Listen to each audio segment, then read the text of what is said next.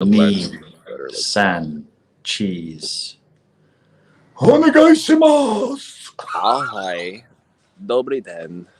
Looks like you've got good weather there. Dude, finally. But the great news is it's only for about 2 more days, and then it's going to be cloudy and apparent thunderstorms for the rest of the week. Thank you. That's what you deserve. It's what you deserve. You deserve worse things. No, I'm probably going to leave in the next week and a half or something because, dude, like, it's the biggest fuck you. It's like, oh, lockdowns lift. Let's make it rain hard in June. On these hoes. It shouldn't be raining. It's raining here. It's raining in Ibiza as well. Oh, when is it going to stop? Well, the problem is that we have offended God, and now the hour of our punishment is nigh. And I'm ready to be spanked because I've been a naughty little sausage. Can you take my spankings? I don't like it. It's a little too painful for me, man. Oh, if you insist. Just the thunderclap of God's hand on the anus, bruh. Oh, I don't want to be spanked on my anus. That would be sore. A sore spankage. No, I would take some Abrahamic punishment for sure. I'm sure I deserve it. I'm sure I'm convinced I deserve it, and I'd probably find some sort of Catholic release in a good bit of punishing. Did you just say I want to take some Abrahamic punishment? Yes. Yes. Yes. Great, man. The flip side of all masochism is, of course, sadism. I want to administer Abrahamic punishment as well. It's in my culture. It's in my blood. There's no escape the punishment cycle. Yeah, unfortunately, you're living one of the safest times of human history, so you're going to have to find a very specific place to do that. Yeah, no, it all has to be done symbolically, sadly, because like spanking strangers makes the police angry. Just join Bohemian Grove. Right. They do that all the time, dude. Just join Bohemian Grove. That's simple. Now there's a fucking t-shirt we should get printed. That would be amazing, with an owl and then me and you underneath it, like. And then one of us will get accidentally suicided by the shirt or something. Yeah. Richard shot himself in the back of the head 15 times. Dude, like, I have been outside for the last 2 days and streaming again. Good. I'm glad to hear you've left the cave.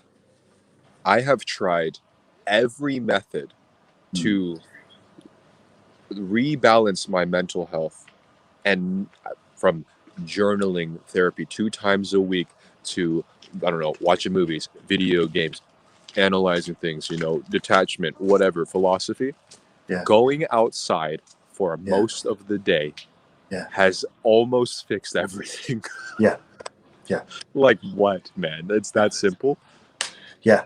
When I just read a funny meme, it's like a sarcastic meme. I posted it on my story on the Instagrams, and it was saying that, like, when you are inside and on the internet talking about stuff that doesn't exist, you're really lost in a word of description. You're lost in a world of description. I said word. That was a Freudian slip. You're lost in a world of description. So you are focused only on the symbols and not that which is symbolized, and it's misery inducing. Yep.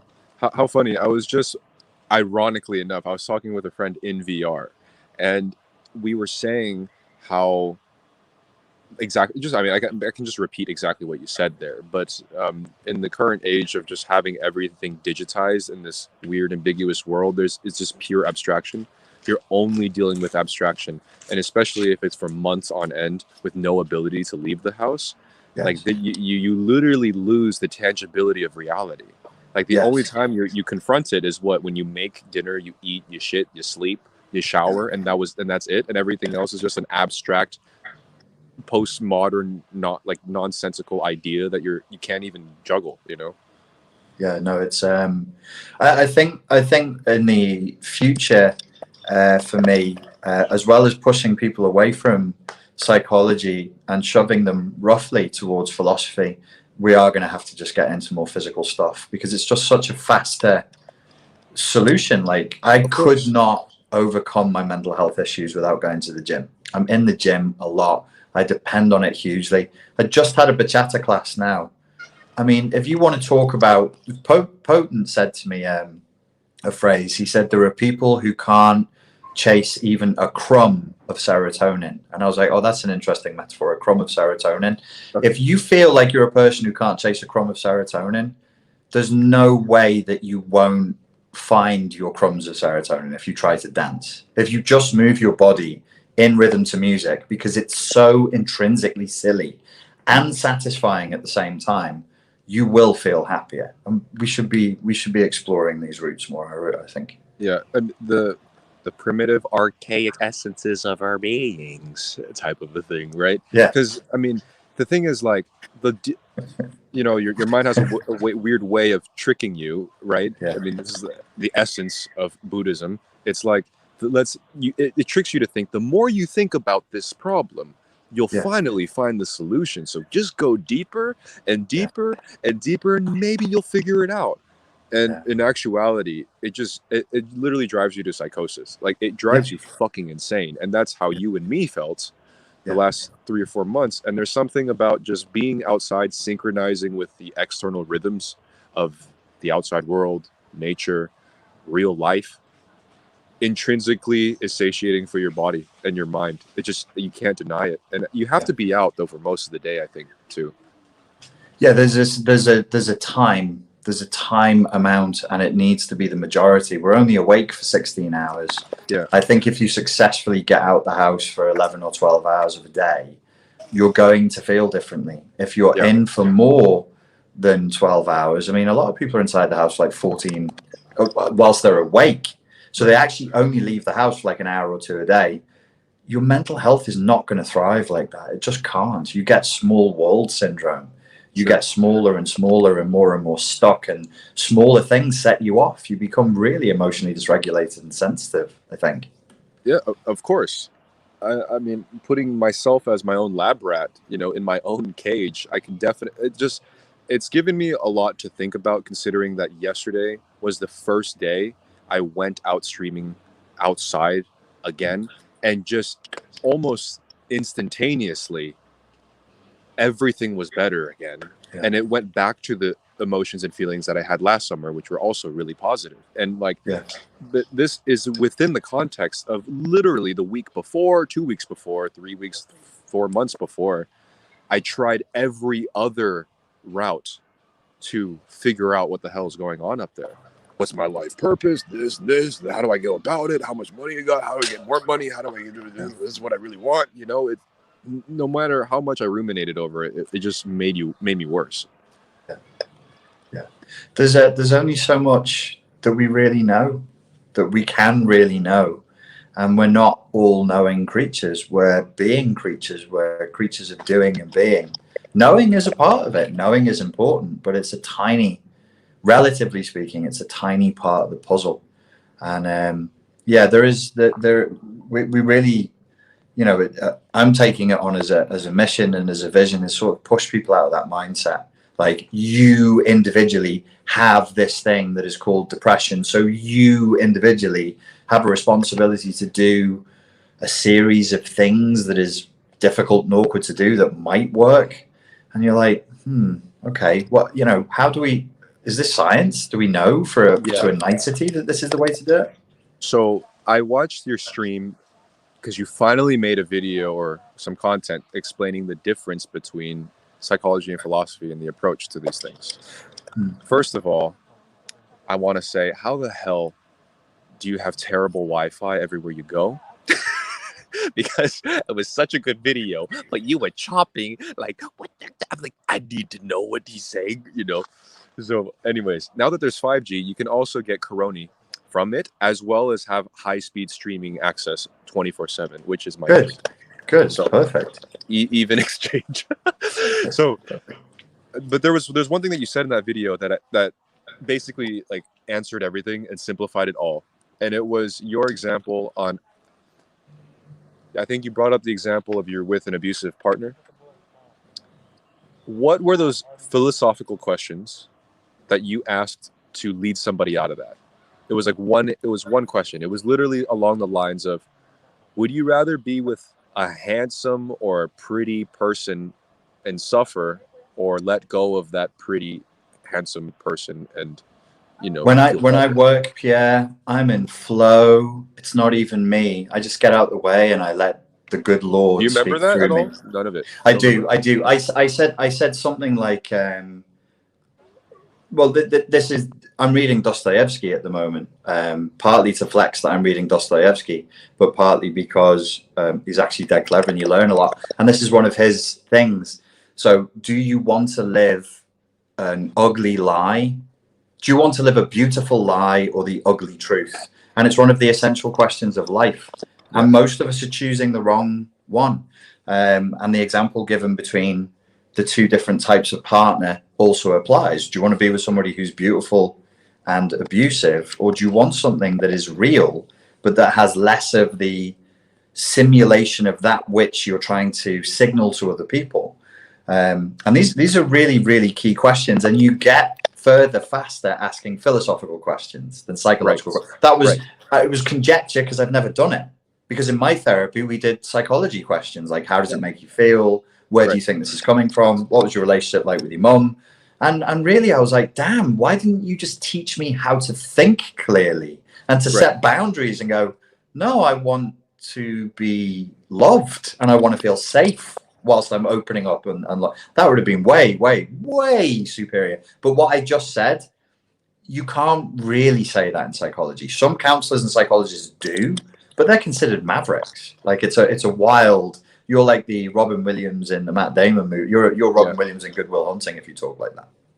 My literal therapist right now uses that approach, and he reminds me a lot of Robin Williams in that movie. Like, so I'm glad I found that guy. But I think there's something really important here, because the distinction between approaching things psychologically and philosophically is pretty different, but it's pretty complex to describe the difference. So when I heard that example of like, okay, so for example, you approach it psychologically, Freud goes, well, how was your relationship with your mother? Do you want to flip your mother every day? Maybe that's why your partner looks and sounds like and smells like your mother. How do I know what your mother sounds like? She was here last night, you know? So it's like, so it goes through diagnoses, right? So you have academic literature to describe and to contain you into your ADHD, depression, dyslexia, who the fuck, the blah, blah, blah, blah, blah, blah. Yeah. But it doesn't provide agency from that diagnosis. It just gives you a thing. Yeah. And then you just have to like talk it out with from, like, you know, so that, and then, so let me just finish real quick. So you have philosophy in the way that you ask a question that weighs out the answers logically, and that doesn't include the psychological standpoints of where your mother came from and whoever the fuck. It just lays it out there objectively, and then you decide where to go from there, which already gives you way more agency and immediacy to your change. So yeah, that's it. It does. The reason why I was trying to jump in is because I'm a little bit discombobulated right now, and I don't want to lose the slippery fish of a thought that was a good thought, which was everything that you went into, like the boxes, your ADHD, your BPD, your INFJ, your Capricorn, all of these signifiers, they add to a sense of self, and they're symbolic. Anything that you can write on an Instagram profile is fucking bullshit. It's fucking bullshit. If you can write on an Instagram profile, we don't fuck with that shit. We just don't do it, because the authentic can never be named like that. So what did I give you? And so imagine, you do with your therapist, and he gives you like just the philosophical ability to approach life as an integrated, individuated human being. And somebody comes up to you and goes, "What did he give you?" And you can't say. Like, you literally can't say. No, exactly. Like, some people ask me like what I've learned from it and on my streams and stuff, and I'm like, first of all, that's personal. I don't even give a fuck. I can tell you anyways. But the problem is, I literally cannot pinpoint one thing that he asked me in that whole session, but it was really deep and made me really reflect on who I am or what I'm going through in a very concrete and abstract manner, It's pre-verbal, which is a good sign. It's a good sign, because the unconscious is not verbal, and if the changes are not made unconsciously, they're cosmetic changes. They're not even changes usually. Like people tell me that, like I was at pains to say in the stream, I'm not popping off. I have tons of therapists and counselors following me. I'm not popping off, like, because most of the people who follow me are open to this anyway. Why else would they be following me? But how can you give somebody something of any meaning if it doesn't change the unconscious? And the unconscious is always pre-verbal. So a sign of good therapy would be for me to say to you, how do you feel? I feel better. What did he give you? Right. You want to be able to say, he gave me my ADHD, INFJ, CPD, you know, the mumble rap fucking diagnosis. Yeah. And then that's content, and it adds to your sense of self. And then the other person can go, content. I now can place and label Pierre more clearly. And both parties are satiated. When you say, he gave me something that I can't describe, or I don't know how to tell you, there's no content there. And so in our world, our bullshit world, it has no value. It has no meaning. You can't flex it because it's inflexible. The Tao that is the true Tao can never be spoken. Yes. And I think the psychological approach that you're pointing towards is the approach where you go, can you tell me exactly what happened with your dad when you were 7? And, you know, it's like, oh, it seems like you have this particular disorder here. Have you ever thought about getting a prescription? Or like, just like, it's too concrete. And that goes to say that I still think there's still value in determining where these behaviors come from. Like, it's still good to contextualize your mom, your dad did something, your siblings, whoever the hell, at this age. Like, it's still good to know, but I don't think only relying in that realm is enough to change or to analyze or see through or see past through what you're going through. Well, here's something, slightly controversial statement, but we're here now, so fuck it. There's a certain type of intelligence. There's a certain IQ level you need to hit, and then it's a certain type of intelligence. I don't know the proper name for it, but I would call it contextualizing intelligence, which means you can take a concept and you are bright enough and you just have the ability to go, this goes there, and that's it. I'm not going to take it literally. I'm not going to take it like a machine. I'm going to apply social intelligence to know contextually where this fits. Many people are not bright enough and they don't have that type of intelligence. So when you say to them, when standard therapy is past looking and it investigates trauma, people walk away not with the truth of what that therapy is, but with a flavor of it. They're like, you look into the past and then you feel pain. And I get these questions all the time. People come to me and they go, I can't heal because I can't access the memories and I don't want to go through pain. And I'm like, I never said you need to access the memories. I didn't say that. And I didn't say you had to access pain. But they're not getting it from, it's not like they're pulling it out their ass. They see it in films, they see it in movies, and some therapeutic styles are like that. So we learn to associate clear vision of past trauma, me crying on the couch with the therapist, snot, like, he fucking beat me there. Yeah. I think in my whole experience of doing childhood abuse coaching work with people, I don't know how many hours I've done. Let's say it's 1,000 hours. I think I've spent less than 20 minutes in that space with a client because I don't see that that's, I think it's some sort of weird, it's Catholic or at least Christian it's Abrahamic actually, because the Shia Muslims who do this as well. There's something cleansing in the pain. And I'm like, that's what it is, man. It's I think what it is who knows what the roots are. It's probably religious. I mean, everything was fucking religious. Like anything human, right? Yeah, anything that dealt with something spiritual or mental based past like 1900 was all religious at that point. You know what I mean?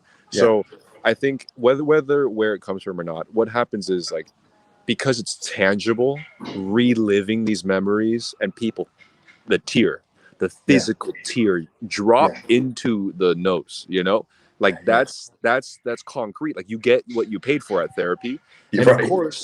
And of course, when it's over, you'll feel better.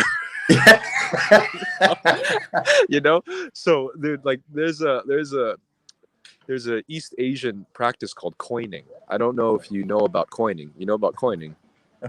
Really? Didn't you date a Chinese girl, man? Okay, so coining, when somebody's sick, physically sick with like a fever, yeah, in the Western world, this would be known as abuse.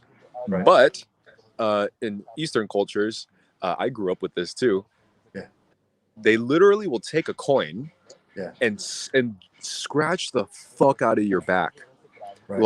like just make it red and raw. Like if you look up coining right now, you'll see people with like heavy bruising and like heavy scratches in the back, and that happened to me.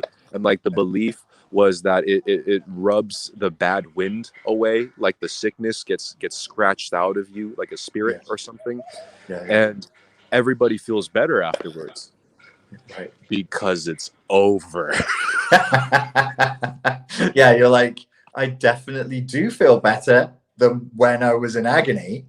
Well then, you know, cum hoc ergo propter hoc, the fallacy of false causation. That's the cure. Then Exactly. I've never seen coining, but I did see some weird practices like binding banana skins and eggs and Okay. Yeah, there's cupping too, with the suction cups on your back. Maybe there's a bit more legitimacy to that. I don't know, but in my opinion, it's just because it fucking hurts for an hour. Of course, you'll feel better afterwards. You know. Yeah. And maybe that's like a logical fallacy that we're all prone to as human beings, because other areas of life are like that. Maybe like when you you're poisoned with food and you need to do a really difficult shit, and it's extremely painful and unpleasant and just generally awful. But then when it's over, you feel like really light and happy, or if you need to vomit or whatever it is, like you just feel pain becomes relief eventually through purging or something. And not to say that has no meaning, for sure. Like there's still like an intrinsic meaning to be able to celebrate life a bit better when you know what real pain is. So there's still something there, you know. But I mean, like you see it in ayahuasca ceremonies too. You know, people throwing up, shitting themselves, and they see Mother Nature giving them a hug afterwards. You know. I may not have emphasized enough when we've spoken about this before, but I was thinking about it just yesterday, and I thought of you. Have I made clear how much respect I have for the people who go to that, even though a lot of them are bell ends, for how much pain they can take? Yeah. Like they are pure first world self-indulgent narcissists, but god damn, you go back to that 15, 16 times. I got to respect you on an endurance level just for the nicotine part of the ritual. Never mind the fucking throwing up and pooping and crying bit. Well, you know, first world Westerners, man, just live such a placated life. You got to figure out something, right? Well, but this is what Patrice O'Neill said about the song "Creep" by Radiohead, and he was laughing at it, and he was like, "You love to feel bad. You love to feel bad." And some people actually, maybe they don't even know, they've actually developed like real endurance for it. For me, I was like, this sucks. I'm never doing this again. You know, I mean, I guess we can talk about drugs, but my experience with drugs, I've done a few in my past for sure, but I never was hooked, because the pain and the come downs are naturally, that come afterwards, are bad. And I don't like that feeling. Like it's bad enough for me to just stay away from them. But a lot of people stay in it because it's part of the whole cycle that makes them feel satiated somewhere, you know? Right. So yeah, man. Yeah, no, there's definitely well, you know, now that you mention it, even people who smoke weed a lot, they develop like a toughness. I mean, they're just sat on the couch playing video games and eating cookies, but the ability to do like a really heavy bong rip or something. Like my friends at university, they were all big into weed. We lived, there was 15 of us, and 5 of them were weed dealers. So there was weed everywhere all the time, and I hated it. But they could do things that if I tried, I'd be like, that is just painful, and now I feel sick. I don't know how you guys are doing this shit. Yeah, that got me thinking because I grew up in Southern California, so that was everybody just challenging each other for the fattest bong rip. Like, good Right. job, dude. You bruised your lung, but Yeah. but like Yeah. there's always some weird like competitive pain aspect in even the smallest subcultures of Right. humanity. There's always Right. an element of I did lifted the heaviest, I took the Yeah. Yeah. most bong hits, whatever, drank the most here. I, even in realms of wearing fucking high heels, Yeah. and like Yeah. doing the everything. There's always an element of proving how much you can endure in pain. There's Mm. always going to be somewhere. Well, yeah, which is that's a whole other thing, isn't it? Is like knowing what people have gotten used to over time. You ever had anything waxed? Did you ever do hair removal through having it pulled out through waxing? Dude, I am smooth as a dolphin. I have no hair to pull out that way. Oh, you lucky fucker. My Irish DNA starts here. Okay. Damn, Well, boy. people on Tentacle Croissant would have seen my legs. I am like a fucking fawn. Yes. And I have a couple of times let girlfriends like wax a strip off my leg. And I'm like, how do you do your whole everything Right. all the time? It's fucking but you keep doing it, and I just guess you get used to anything. But there is, I think, with humanity, maybe there's a temptation to get addicted to that, like we've been saying. Like it starts, you endure it, it ends, and you feel like you've come through something.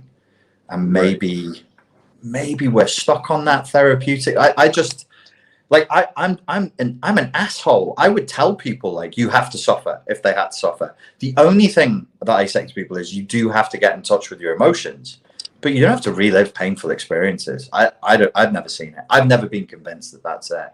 And cry and have snot come out and stuff. I'm not convinced.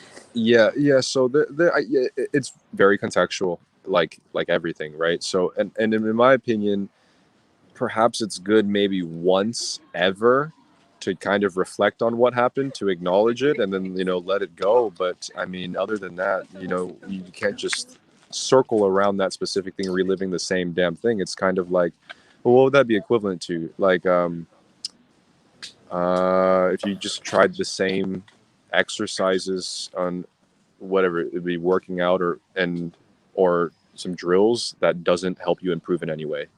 Well, in when life coaches get together and they want to take the piss out of therapists, they have tons of metaphors for this kind of thing, and they go way too far with it. But one of the ones I've heard a lot is this is life coaches talking about mainstream therapy.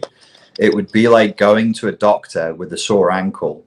Neither you or the doctor doing anything about it, but every Wednesday at 4 o'clock in the afternoon, you go in and you say, I hurt my ankle. And the doctor says, how'd you hurt it? And you tell him how you hurt it. And then you both sit there for an hour talking about how much it hurts. And then at the end, you go, thank you very much, doctor. And you leave. And that's it. That's a great way that's actually an amazing way to put it. That's what I did with my therapist in California, but I was knowingly doing it. Like I really just wanted a space to vent everything. I wasn't really looking for some crazy hero's journey type shit. I was already on it, and I just needed a space to just yeah. Well, I mean, one of the things that's been on my mind in relation to that is like part of the problem is in times gone by we had something in us. We already had like a sense of purpose, a sense of duty, a sense of mission, a sense of our place in the world. We've lost everything that's like that. We lost our roles. We lost our position. We lost everything. And so therapy today is not even like Freud's therapy. I mean, when people actually unpick Freud and Jung and Adler, these are extremely conservative men. I think I've said this here before. Like, people think Jung is the hippy dippy option in the same way they think Buddhism is all just peace and love. And I'm like, you just haven't read him. The guy was, by today's standards, he was not. He had some very non-progressive views, shall we say, especially when it came to sexuality, because they already were doing therapy from within. It's always context-based, from within a certain ideology. We have nothing. And so I'm like, I have to you have to put something in you. You can't have nothing and then think you're going to get better. Better as what? As a consumer? Better as a node? Better as a cog in the machine? Of course you're not going to feel any better, because you don't even know how to human. None of us really know how to human. We have to figure it out again. Okay, so here's a black hole of thought. This is good. Yes, because all of our roles, traditional roles, our identities, our place in the world, what aging even means, what ethnicity means, what gender means, what all of this has completely dismantled entirely. Because even in a way where you can pick and choose what your roles are and change the next day, you can choose what philosophy you want to view the world at that moment in time and switch it on the next day depending on which YouTube video you see. Yeah. You know, so the access to the abundance of what you call maybe perhaps information allows us to constantly chameleon. And because the moment you land in a role, all it takes is the next 4 videos and maybe a TikTok to kind of like, oh, maybe that's not too bad too. And in a more superficial way, it kind of actually represents itself in Gen Z fashion. Gen Z fashion just is like, I'm goth one day, I'm a cheerleader the next, you know, I'm a bimbo now, but now I'm fucking heavy metal, and they just switch. They just pick and choose which attire. Do these kids not get bullied for that? We would slaughter people for doing that when I was a kid. To outfit change like that? Yeah, if you showed up one day and said, I'm metal now, the metalheads would be like, no, you fucking not. No, you aren't. But that with Gen Z, that doesn't seem to be as much of a barrier. Like, you can be anything, right? Gen Z is the most tolerating bullies. So... Right. Dude, I actually tolerant bullies. Ooh, you know what's funny? I thought about this. It's gonna go into some territory that's a little shaky, but don't worry, it's okay. Me personally, I don't give a fuck. You can say what you want. What's really funny is that I'll see in Gen Z youth world, whether it's on YouTube or TikTok, that if there is a trans person that's going through, it did something fucked up, whatever, or they're a bad person, all of the comments will bully the fuck out of this person. Right. But the line is misgendering. Like, they'll literally go like, what a piece of fucking shit. They're terrible. Like, that's fucking awful. There's no accountability. What a fucking piece of shit. So you could be like, he is, you know? So, and that's the line. And I've literally read comments that went, you know, unacceptable behavior is unacceptable and toxic, but it doesn't give you an excuse to misgender someone. Yeah, he's a piece of shit, and he deserves to die. Yes, he is a piece of shit, and could you not dead name him though, please? Yeah, right. Yeah, could you not dead name her though, please? I read the most like incisive comments, just attacking the person's core, but the line is the pronoun. You know what I mean? Yeah. Fuck their safety, their life, their parents. Fuck all that. Don't touch those fucking pronouns. Yeah, they'll dox the person, release their addresses, phone number of their family and friends, call them a piece of fucking dirt, but like he or she only, or they, and then that's like, oh, you're a terrible person now, you know. So just because you raised that, just rewinding back a couple of minutes ago, I just wanted to add something to what you said. You said that the one can change roles every day now. Like, it's not a problem to change roles every day, but it's beyond just roles, because now we're changing reality every day. What we're saying is, no, the role is the reality. So if I say I'm this, I damn well am. Why? Because I said it. And you go, oh, this is like taking kids dress up to the next level. Yeah. Like, before you were pretending to be Napoleon Bonaparte. Yeah. Now you're saying you are Napoleon Bonaparte, and you better respect that, otherwise there's going to be consequences. Right. But I mean, okay, so if you look at it, perhaps that is a depiction of how serious this collective identity crisis is. Why are people so adamant of claiming that they are a blankety blanket, a blank, a blank, a blank? They are a role, that they are. They've confused the isness with the role of it. Yes, like if you think about it, you go to a fucking village in the 1600s. It's like they don't scream, "I'm a blacksmith." Hey, everybody, I'm a blacksmith. Yeah. I am a blacksmith. Yeah. Just make your fucking sword. You know what I mean? Like, Yeah. you know, How could we not know that you're a blacksmith? There would be no way.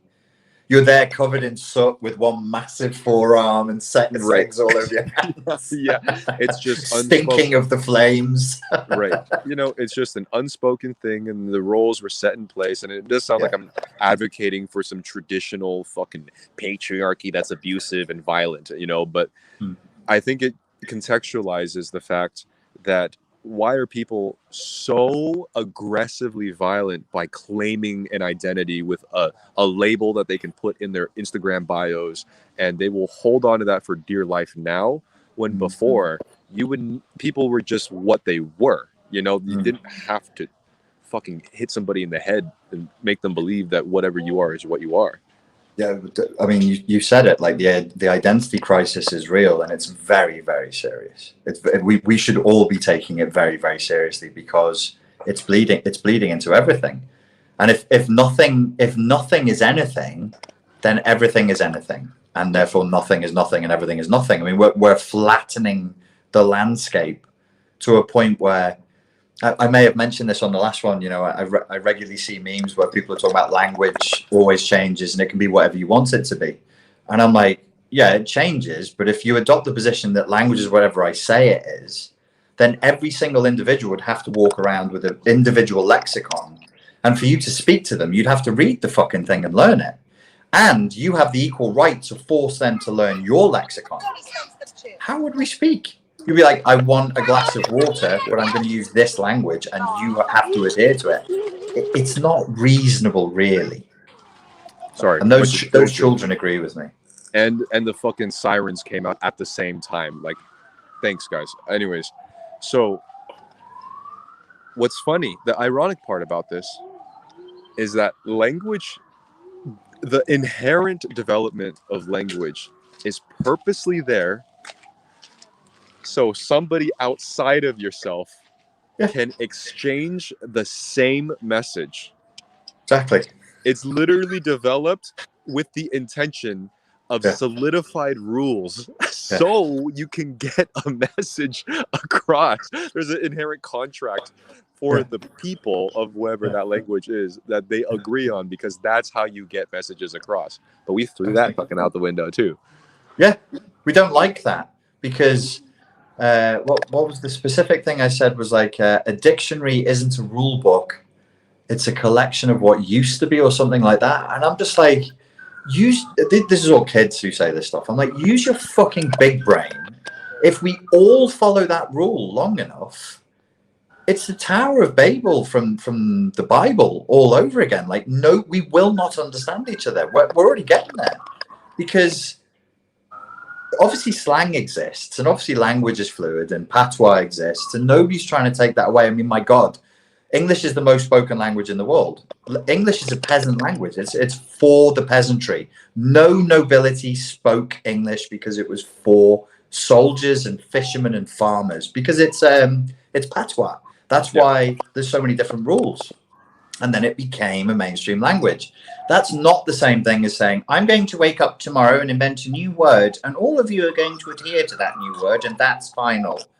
No, that's not mass consensus. That's you being a little twerp and a narcissist. And the rest of us should all just say, no, we're not doing that. Right. So the difference is here. Slang obviously exists. I've developed my own fucking lexicon in my own personal bubble of the digital world, and, you know, but it's within the context of who's already there. You know, I'm not going around on the streets, going to a cafe, it's like, you want to flip? You know, you want to know what flip means? You know, like, and then for me to get mad at that waitress or waiter that they don't understand when I say flip, that's different than if I were to just be in my own bubble of people that I already hang out with, and I just flip this and flip that, and everybody's kind of like, it's a good time and there's consensus there within their own little bubble. But when you go out to the general public, and then you demand everybody to use your slang, and then want to destroy whoever doesn't use it, Yeah. that's probably a problem. That's pure textbook narcissism. That's trying to that's you haven't, like a 4-year-old, you haven't yet distinguished that there's a boundary between your world solipsistically and the external world. And when the external world doesn't adhere, you tantrum as though you were 4. My nephew calls skateboard, he has his own lexicon. God knows where he got it from. He calls skateboards dabu. Dabu doesn't sound anything like skateboard, but everybody knows him. When he says dabu, he wants a skateboard. And all kids do this. No 21-year-old should be asking for a dabu and getting upset at the skateboard shop when the owner is like, dude, I'll give you what you want. I'm a reasonable person. I'm willing to do trade with you as an adult, but I don't understand you. Get him cancelled. Shut that skateboard down. That skateboard shop down. That's prejudice. You refuse to speak my baby language back to me. Right. And it's like, hey, if you're cool enough, people will just use your lexicon, baby. You don't gotta force them to. You know what I mean? Listen, that's a serious point. Cool is a serious business. I was in that studio the other day answering the questions, as you know, and cool came up. So I started breaking down, because it was a mother trying to be like, how do I talk to my adolescent daughter and get her on side? And I was like, when you're talking to adolescents, you must understand coolness. It's not a petty issue. Coolness is probably most easily translated as like hierarchy significance. Like if you're cool, you have significance on the dominance hierarchy like that. It's magic and it's real power. It's not like adults should never lose their sense of cool. None of us should ever we should never fully take our hands off what is cool. We should always respect that. We should always respect what is cool, because it has meaning, and it has real meaning. And you're absolutely right. If you're the person in the room who is cool and you say skateboard is dabu, then everybody else who wants to be cool, skateboard is dabu. End. Or having sex is flipping, or whatever. You become the namer. Like that's a shamanic ability. You're a namer now. Oh, some of these people are trying to become namers just by whinging about it. Well, you didn't win our respect.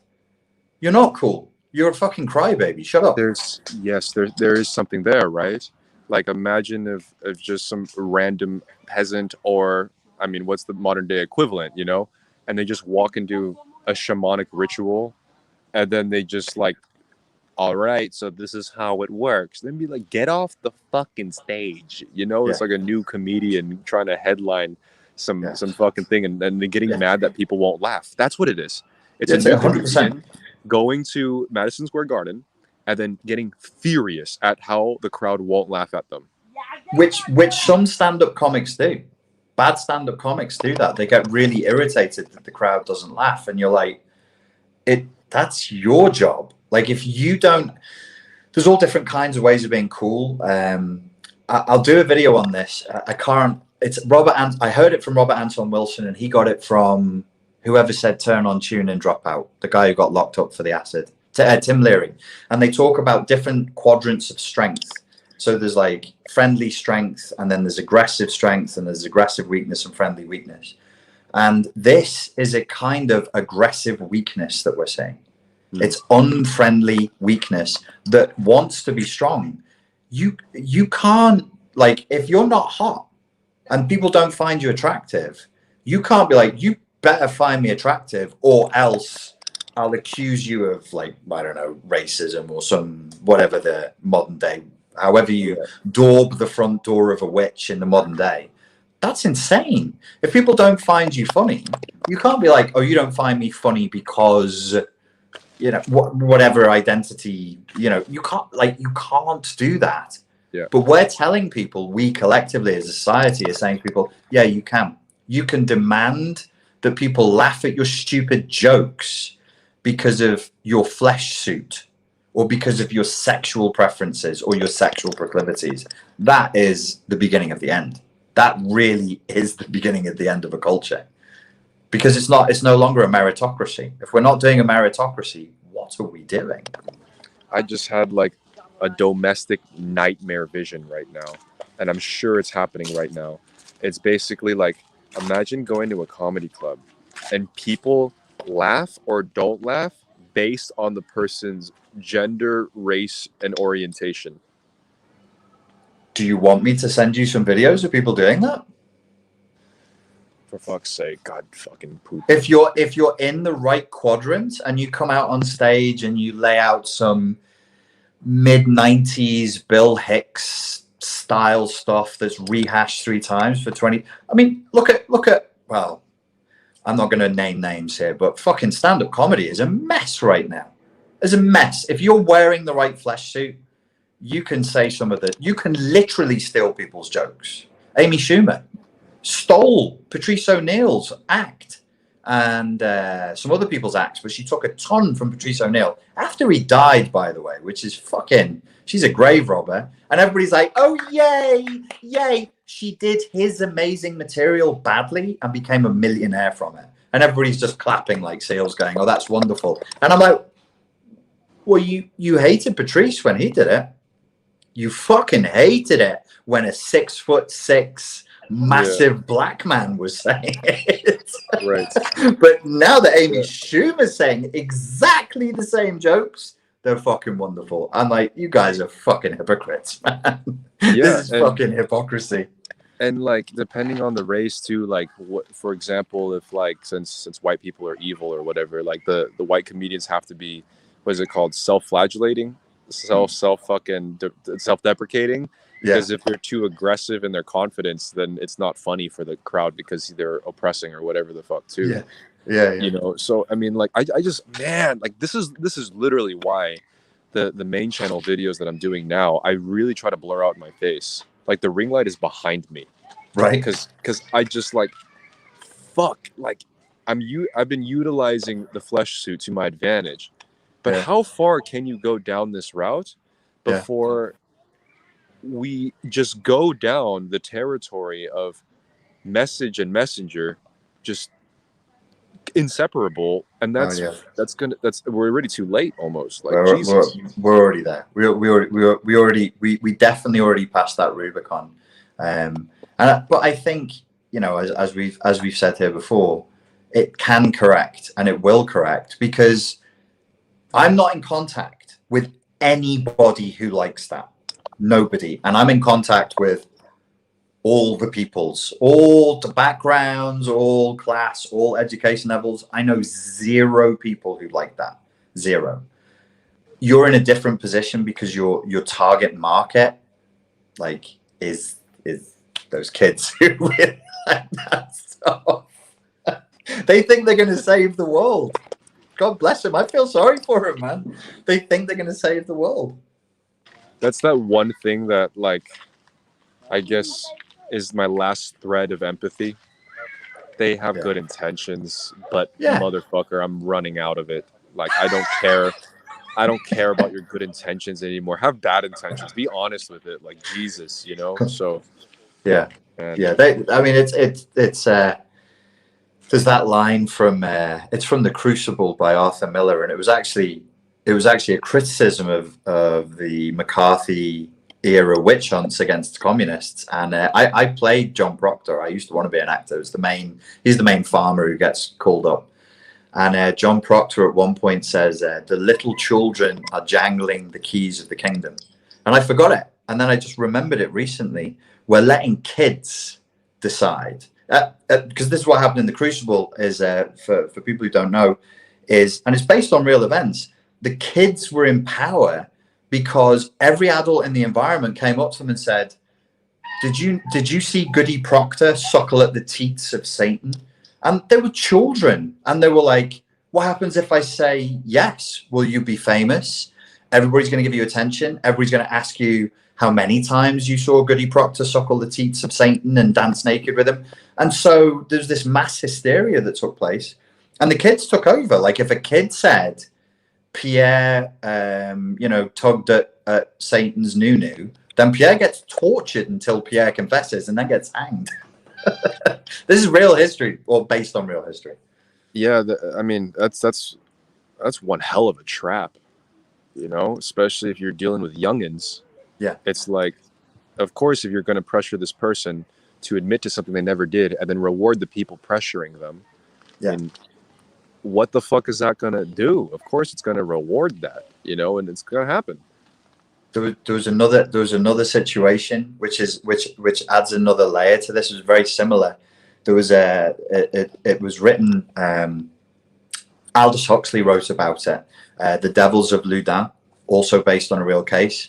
There was a really sexy priest who apparently had beautiful facial hair, mustaches waxed, and he would go to the nunnery and he excited the nuns. He was like a French priest. He was like, "Ho, ho, hello, ladies." They all got very excited, and they got caught jerking off. They got caught in like a sexual frenzy, and they were in a lot of trouble. So they said, "He made us do it with the devil." Then, and they thought it would pass away because it wasn't in Paris. It was like a local church, but he pissed somebody off. This same sexy priest with the nice mustaches pissed somebody off at a higher level, and they took him and they tortured him. They broke his legs slowly with planks of wood, and these women couldn't go back on it. They couldn't. Obviously, they made it up, and they knew that they'd made it up. They were just sexually frustrated, turned on, and were caught beaten off. They were like dry humping each other, and it was described as like a sexual. They went into a sexual hysteria basically, and they knew he was innocent. But if they said no, we made it up, they'd be on the rack next, and they would get burnt next. So I think there's another level of allegory here where even people who know now that they've gone too far, they can't back out. Can't back out. Yes. So that's what I see now, where I have seen, I guess, a good amount of people kind of like turning away, but perhaps in silence. Yeah. Because you either have people turning away in silence or people that are just too far in to say that they're wrong. Yeah. Right. So because people in silence, it makes sense. Even I did it sort of. It's just humiliating, man. Like you have to admit that you've been lied to and you fell for it like a fucking sucker. You were part of the fucking problem. Then you have to own up to that fucking problem. And then we both had to do that last year, didn't we, Pierre? Bro, like for that real. Sucked. Yeah, it's not good, man. It's not good. But talk about sit down, bitch, be humble, man. You know, like that was a humbling experience. Yeah, thinking we're fucking the next new age Terrence McKenna's and Alan Watts of the world, and then just whipped in the fucking post. It's like, did you research anything about the people you're talking about? Nope. But the name sounds great. Yes. So you're a fucking idiot then? Yes. You a fucking idiot? Have you overestimated the capabilities of mass hysteria? You know, like, like yes, overestimated quite a bit. And yeah, I mean, I'm sure both of us went through a crazy ego death there because it's like, you know, it was a tough process to reconcile with. Yeah. And I don't blame anybody who was a part of the thing and then had to, and now is silently kind of steering away and just kind of silently changing their mind and silently shifting their behaviors. Totally understand it, man. Otherwise, the other end is just holding on for dear fucking life because they're so far into it and they've gotten their teacher, their mom, their granddaddy's uncle canceled by now. So if they fucking said, oops, my bad, they're going to get paid. Yes. And interestingly enough, in that scenario, there was this awful, violent spectacle of an execution with I'm afraid I can't remember the name. I can't remember the name of the French priest. If anybody can help me, what's the name of the sexy French priest? He was played. There's a great movie called The Devils, which everybody should watch, but it's kind of tough because it's a little bit graphic. It's played by Oliver Reed. When they watched him die, or they knew of his torture and execution, because people who hated him, because he was arrogant, he was fucking around, he abused his position of power. Even people who hated him came forward and said, please don't do this. He's not a Satan. He's an asshole. He's not a Satan worshipper. If you knew you put somebody who was innocent of that crime through torture, he never confessed, by the way. They slowly broke his legs. They pierced. It's horrible what they did to him. And even by the church's standards, the church was like, dude, like, chill the fuck out. Just let him confess. No torture. We'll garrote him and burn him. The guy had it in for him, and so he told him he would garrote him, lied, and they burned him to death. Because under those circumstances, if you're a priest, they'll kill you first and then you burn. They actually burnt him to death alive. If you knew you'd done that, you would, in order to live, you would have to create the reality in which he was a Satan worshipper. Yeah. Otherwise, how are you going to live? Once Right. you've gone far enough and your crimes are big enough and your guilt is big enough, you must immerse yourself in the psychosis. Otherwise, I mean, could you imagine the guilt of knowing that he'd never even touched you? You just wanted to. There's a woman you really want to fuck. You can't fuck her. You're frustrated. You're caught beaten off over it. You're not supposed to. You accuse her of something. She's tortured and burnt to death. I mean, those. Sure. I don't want like. Well, yeah, no, I'll say it. Those poor nuns. I mean, like it's poor everybody. It's a horrendous situation, but there is allegorical to now. Not for us because we're older. For these kids, this is their world. This is their reality. And they've already sent people to the gulag. They've already sent people to the, what do you call it, where you burn people? You know, the stake. The stake. They've already sent people to the stake. Right. And now, how do you back out? It takes a tremendous humility. And as you just said, an ego death to go, ooh, shit. Nah, this ain't it. This isn't justice. We're supposed to be for justice. This is not justice. Yeah. This is not social justice. There's a younger YouTuber. She's a black girl, and she basically talks about her leaving this woke thing. Really, really intelligent girl, man. And she's talking against like critical race theory and this woke thing and whatever else. And one thing that she said in it was kind of interesting. And to a degree, I actually agree. She goes like, hey, and here's the thing with this woke stuff.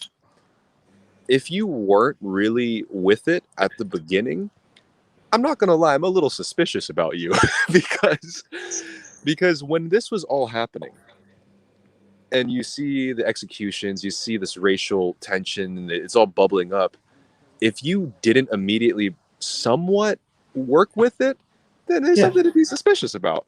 Because definitely. It's kind of like, it's like, hey, wait, like from the very beginning, before you knew that it was a crazy cult, you weren't for like racial justice, you weren't for like equality. Like there's something there to maybe look at, but you know, in the end, obviously we know what happened. But she just, I don't know, I found it interesting just at the beginning. She's like, you know, I mean, if almost everybody was a part of it at the beginning, because it's almost, how do you just take that away, you know? Yeah, and it was a good, it was like a good hip throw.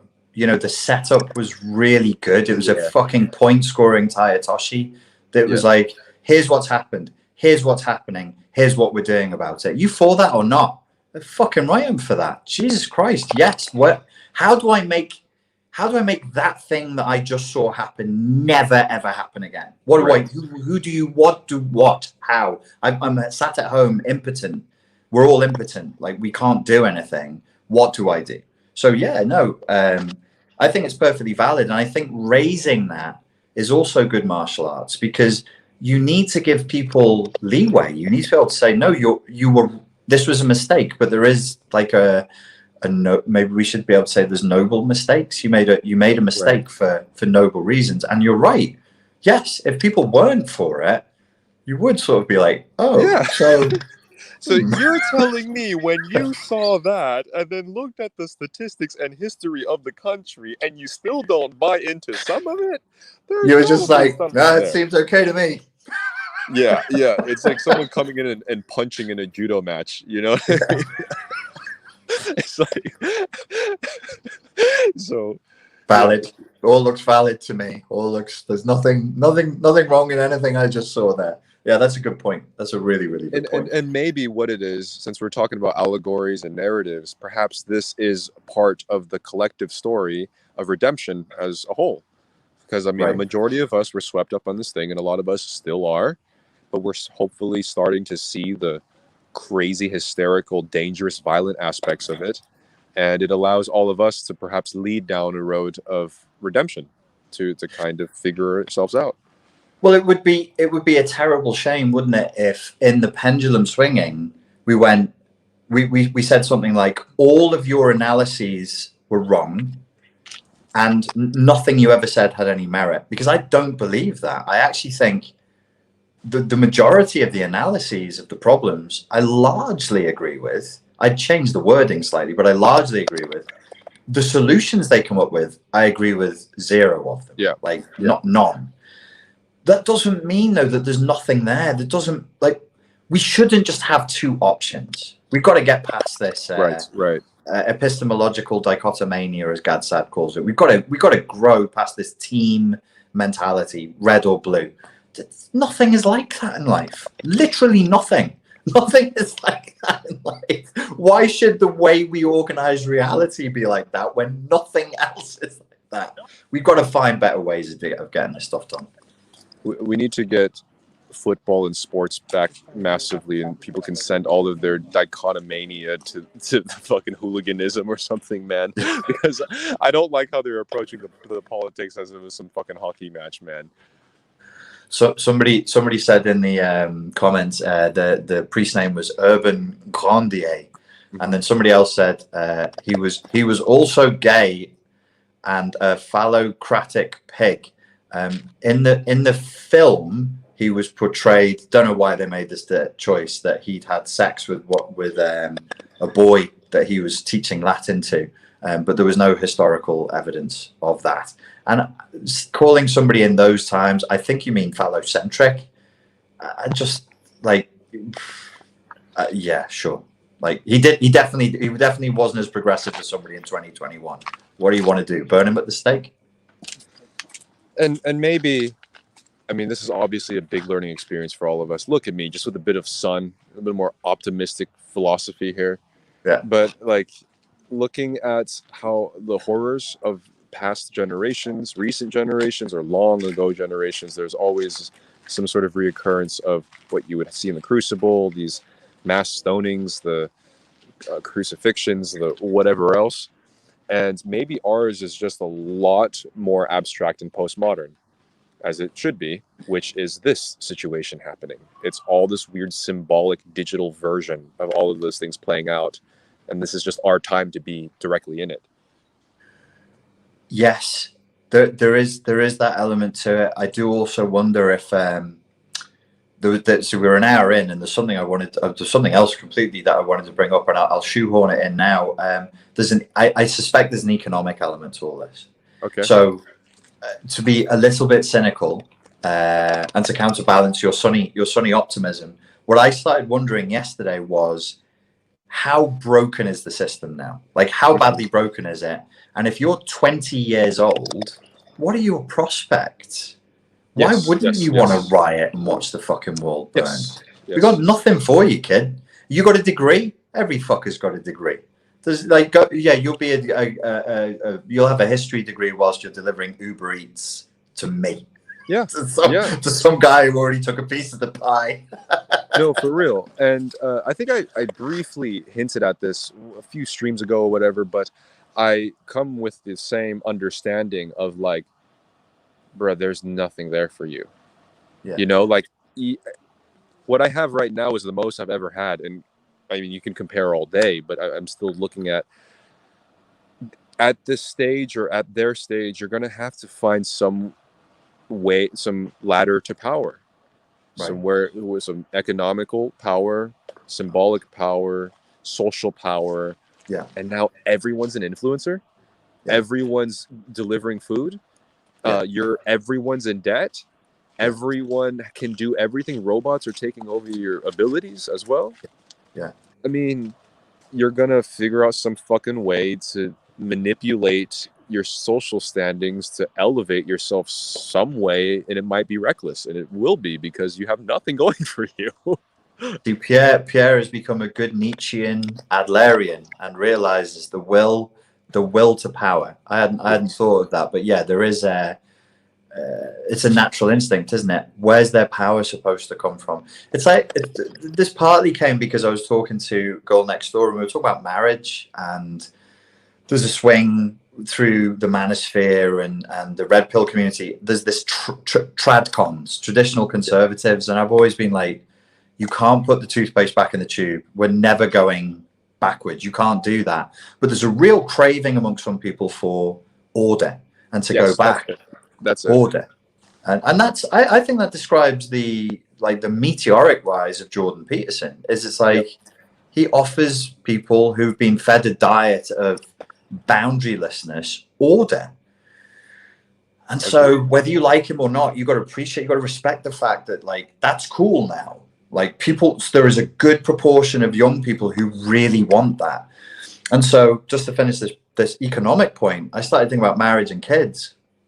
You know, if you're looking at turning 30 and you find a girl in Prague that you decide you want to get married and have kids, do you know what it would cost you to buy a house in Prague?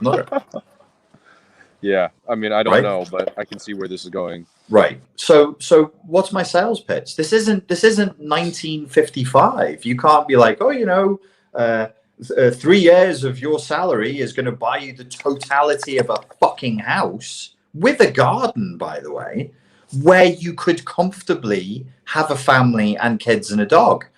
This isn't some like heteronormative rant. I'm not like what I'm saying is, when people don't want to do a thing, we can blame them and be like, why don't you want to do a thing, you bunch of lazy, self-indulgent bastards? Or we can look at the environment and go, maybe it's not very rewarding to do that anymore, where once it was. Bro, this is the shit that I've been complaining about for the last 2 months. Because here's the thing. If you do put in labor, if you do choose the route of not just sitting on your fucking ass consuming like most of us do, because we're trained to do that. I mean, Gen Z growing up on iPhones and shit. Yeah. Of course, we're not going to put work and discipline to learn some shit. Yeah. It's given to them through the algorithm. They just swipe up and it works, you know? Yeah. Like, why fucking learn a skill if that's how you navigate life? Yeah. So when you do put in labor in the world that we live in now, it's in quicksand, right? You're gambling your labor when you make internet content on YouTube, on social media, TikTok. You're just giving an offering to a god, and just maybe something will rain down. And sometimes it does for some people. Some people only have to pray twice. Some people have to pray, do the whole garb, and just not flipping, celibacy, go vegan diets, and they won't get any offerings. Some people just literally just bink, and then poof. So that's also part of the demoralization. It's one thing when no one receives a reward at all, and it's another thing to see some of your neighbors not put any effort and getting rewarded, you know? And even it's so tough, and I don't think I've ever said this out loud before. Another area where I've had to eat humble pie is I've been telling people how to get onto YouTube. And I've been telling them, you do this, and you do that. And I joined when I was in 2005. This channel I've got now was 2012. I went through all my videos and checked them. The first one is the 5th of April, 2012, and it's horrible. It's permanently on private. It's horrible. You can't, there's no space. Sorry. Like there's no room at the end. It's done. Yeah. It's not done, but it's so much harder now. I just used to flip on a camera and talk, and then people would come and listen to me. Yeah, you had what is it called, the first buyer's advantage? Like, what is it? There's this term for that. I forgot. What there is a term for that. Anybody in the comments? Yeah. I can't remember what it is, but the first people who show up win. But also the landscape is fluid. Yeah, it will always change.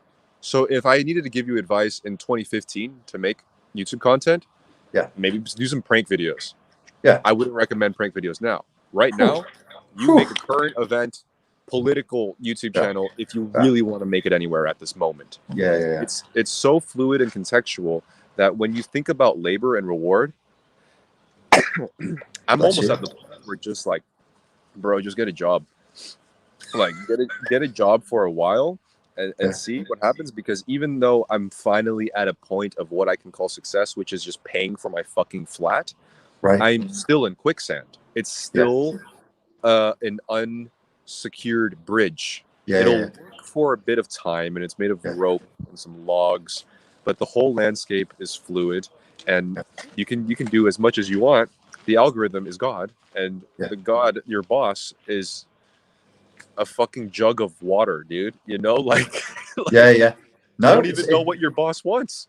No, it's I mean, which we've both experienced, is like this mercurial, and everybody who's a YouTube creator has experienced it. Is like, what does the God want now? It used to change every 6 months. Now it seems to change every month, and then it was every day.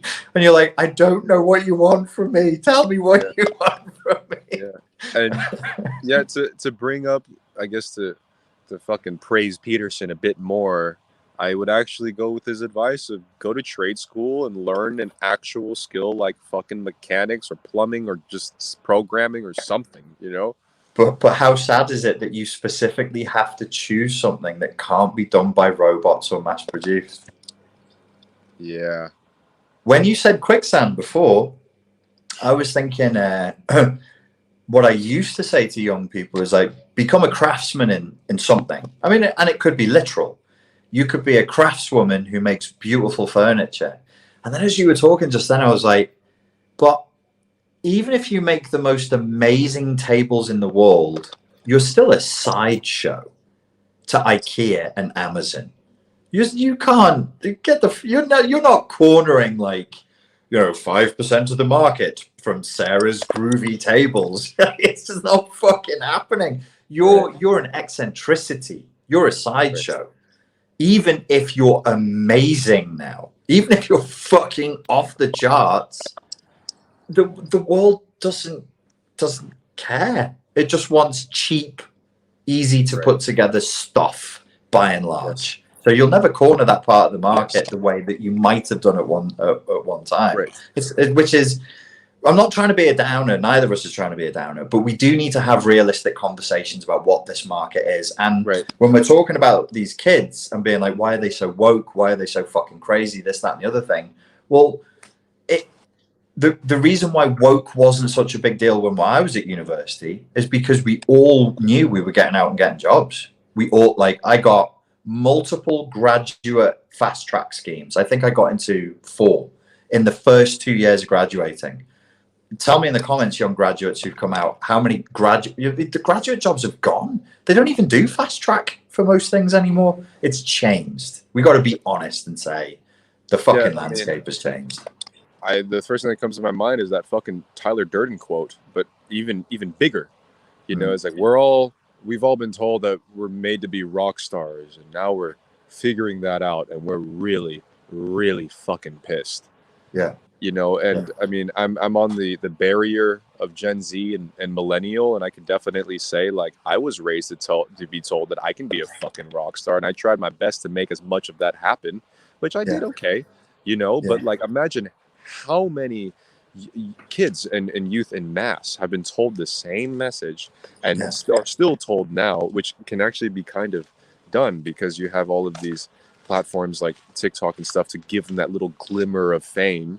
Yeah. You know, so it's kind of prolonged. It's like edging, and it's getting to a point where it's just like, they're being edged. An entire generation is getting edged. Yeah, just giving them the illusion, the simulation of what they've been told that they'll experience one day, which is fame and riches and money and stuff. So, and when they start really waking up to these things, which they are now, they get really fucking resentful and furious because they're going to have to start paying bills. And that's what I have noticed when I start seeing the biggest resentment in younger generations and Gen Z, when they realize that the fucking 300,000 views on TikTok is not going to actually pay their water bill. That's when things get real. And that's when they start pointing at this oppressive, blah, blah, blah, blah, blah, blah, blah. This is the problem, this blah, blah, blah. Because it's like, where else do they fucking point? And you got a ton of people as well, when they hit that point, they just start brassing themselves off. Brassing is, do you know what brassing is? It's this awful English expression for prostitution.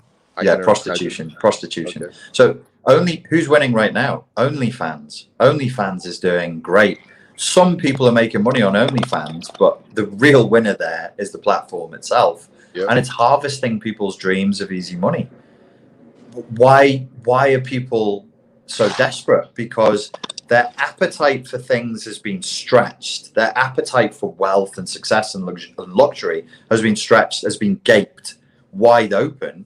and their capacity to actually make that money has been completely shrunk. I mean, they're really like legit. If you want to be legit and get a job and work in a bank, or I mean, all the banks are closing. Everything's online. You want to work in a supermarket? They've already handed it over to fucking robot cashiers.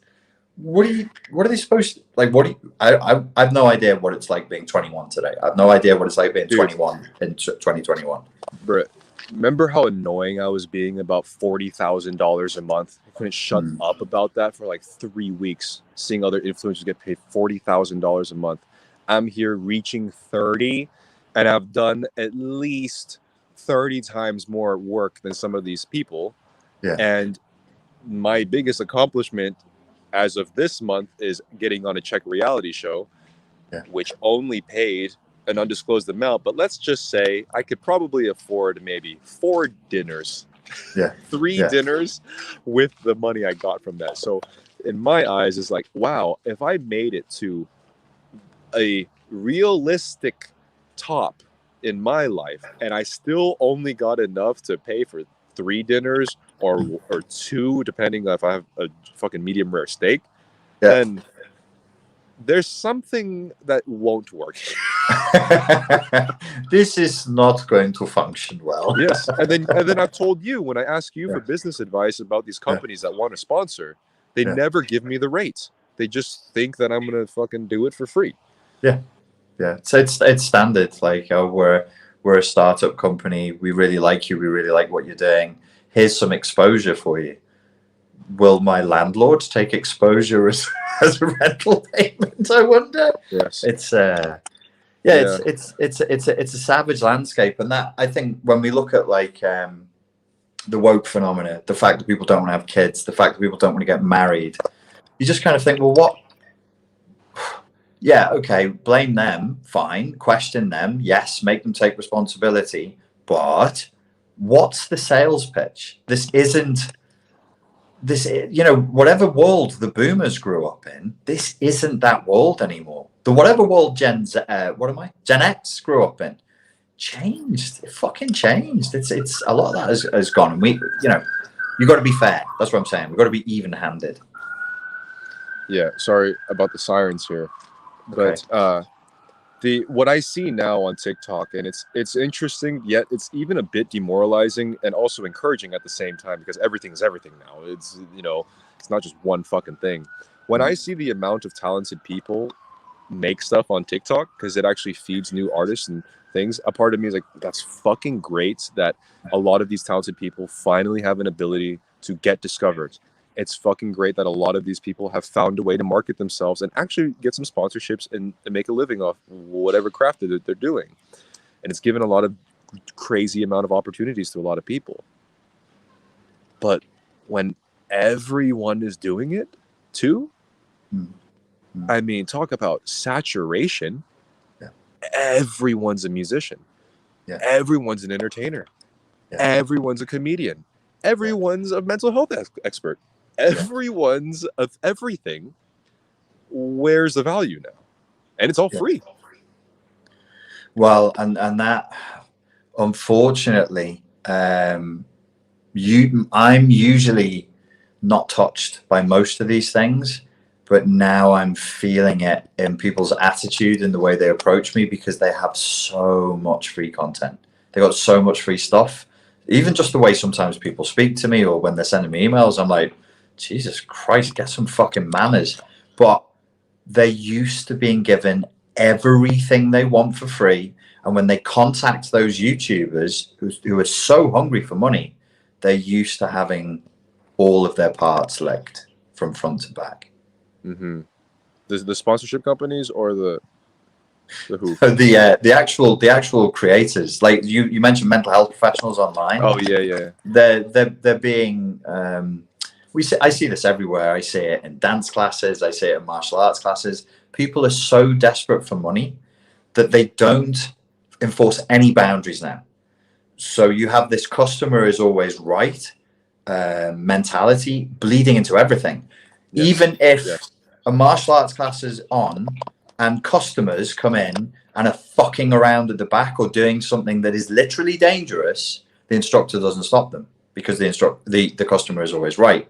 It's boundaryless. Yes. If they're a customer, they do and say what they want. They just make demands. People come to me with this attitude, and I'm like, I think if you're in front of me, I would probably slap you in the mouth. Right. Your attitude stinks, but why does it stink? Is it their fault? I actually wanted to make a video on this, and I think a lot of the new attitude in general is a result of extreme late stage consumer capitalism. Everyone's been given everything all the time, and their demands are always met, no matter what the situation is. The customer is always right. So I don't have money. Give it. And also, why is it taking you so long to give me the thing I've just asked you for? And what have I done? I am here. Yes. We deserve it, you know? and it's like a very Western, like late stage Western attitude, you know? That you never ever in a million years would hear that shit before, man.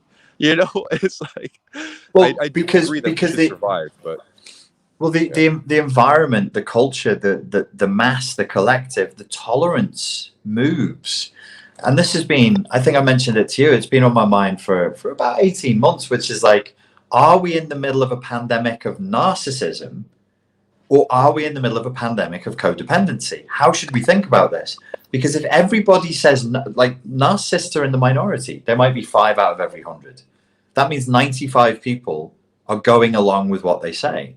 If those 95 people didn't, then the narcissist would just be a narcissist with no power. They wouldn't be able to do any damage in the world. So obviously it's both. Obviously it's pandemic of both. But which is the most important pandemic?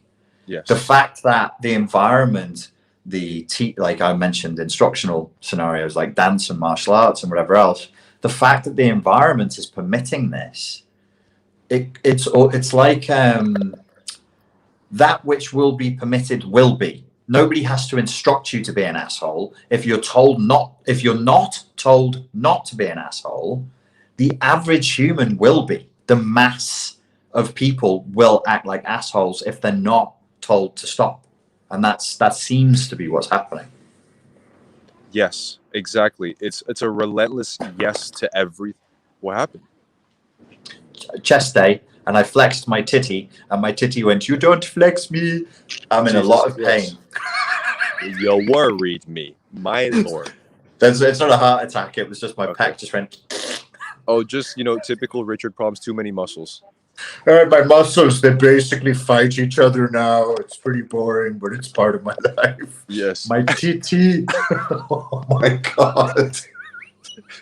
I scared myself then because the whole muscle just went. Nyeh. Yeah, bro. I thought your chest was going to pop out. Anyways, so you have a few, what do you say? You have a few bases loaded for like not the worst possible outcome. Let's just say you have a few bases loaded for something that results. And one of them is telling an entire generation that they can be successful entrepreneurs and live your dream doing exactly what you want, even if it's knitting branch sweaters. You can put sweaters on trees and you can make a whole living doing that very thing.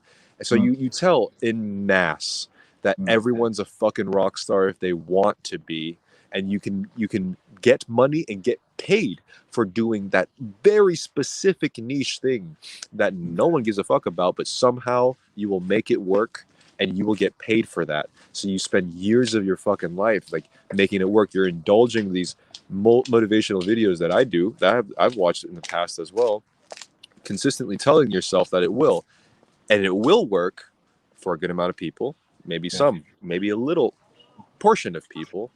Yeah. But then what happens when it becomes the mainstream narrative for the mass to do that very same thing?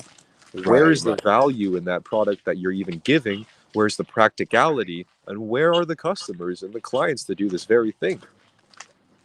Yeah, that's a really interesting question. And I think we've seen that in multiple dimensions, this move from things that were niche for the special, for the few, or for a niche. They've become more and more like radical leftism. There was radical leftism at university. I was a radical leftist with purple hair and pierced eyebrow and, you know, doing their whole feminism thing. Yeah, man. I was asked the other day to dig a photo out. I think my mum has a photo of me with purple hair and piercings in my face. Bro, we would have looked like we're friends, man. Like fucking awesome. We would have looked like the band, definitely, for sure. The crazy thing is, I was such a nutter. I still boxed with ear piercings in. Ear piercings. An eyebrow bar, and I used to box, and then people would hit it, and it would bleed, and they'd be like, "Do you want to stop?" But I go, "No, it's all right." It was the 90s, right? Yeah. Oh, of course, that makes sense. Yeah, we just play Nine Inch Nails louder and pour. My flatmates would pour vodka into it, and be like, "That'll be all right, won't it?" Yeah. Yeah, just like the most like volatile era of contemporary history, man. Just we were foolish kids. Fucking reckless, bro. Like that's what I appreciate about the 90s and Gen X, man. You guys are fucking wild, man. Yeah, we just slammed the Prodigy on full blast and then knock the fuck out of each other and then go back to university. But that's, you know, and I think it's not that it had more validity, it's that to me, as an observer of culture, that makes sense. Like, you're at university, you're 20 years old, you might want it, or like a certain number of the students should be interested in social justice. They have the time, they have the empathy, they have a sense of a world that they've not explored yet, so on and so forth. So yeah, that makes sense to me. The idea that Coca-Cola should take it on, or your bank should take it on, is another thing. So it relates to that sort of like, here's something that's niche, maybe radical leftism, maybe entrepreneurialism, maybe like being a stand-up comic or an entertainer, and then it becomes the mainstream.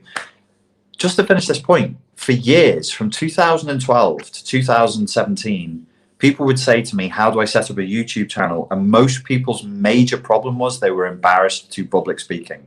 Then the next generation come up, there was zero fucking embarrassment to do public speaking because they've been doing it since they were 10. Yes, exactly. So yeah, and then at that level, it becomes a problem of saturation when you and all of your friends are influencers. Like, so why the fuck, like, where is the value of influencing? Like, I showed up on a fucking Czech influencer reality show.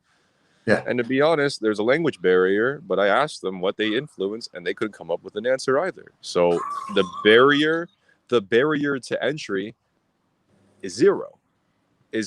So that means anybody can, which in your egalitarian utopia is a dream. But like in this practical world, if everyone has $1 million, no one has $1 million, man. Yeah, if it's the baseline standard,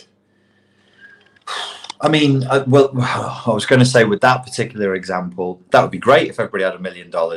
And then, but in my head, I was like, because they would buy houses and medical care and fix their kids' teeth. And then I went, no, you idiot. Loads of people would just fucking smoke crack and buy bigger guns. Yep. People, and then my brain kicked in. I went utopian, and then my brain kicked in and go, yeah, people can do bad stuff with money just as they can do good stuff with money. And there's no evidence to suggest if you've never had money and somebody dumps it on your lap, you suddenly become really wise and patient and calm as far as money goes. No, you'll probably spunk it up the wall. Yeah, exactly. And it's like, you gotta have some people without it to have the value of the money. You know, if everyone had everything, then there would be no value in anything, man. You know. And I think that's what Klaus Schwab wants for our future. No. Oh yeah, there you go. Then they get to own everything, I guess, for us. And you know, and that's that. I've been really reflecting on the position of social media persona, like influencing. Like, what the fuck you even call it now? You know, you know what it's called? Baseline normal. Right. It's like it's called a person. Yeah, it's a person now, where the baseline standard of existing as a person means that you are probably performing somewhere digitally. Right. That's the new person. The new person is inherently born in the public. Yes. So you have to consciously pull out. You can't. Your baseline standard is you're in the public. You have to be aware of you like leaving it, and it has to be agency in your leaving. Yeah, I can't quite put together what the consequences of that would be. I can't run the simulation that far ahead, but what my brain is telling me is we are already seeing some of the consequences of that. Like, I think there probably what will happen. We started out talking about mental health. There will be new mental health diagnoses that come out from this generation because the set of problems that they have are quite unique.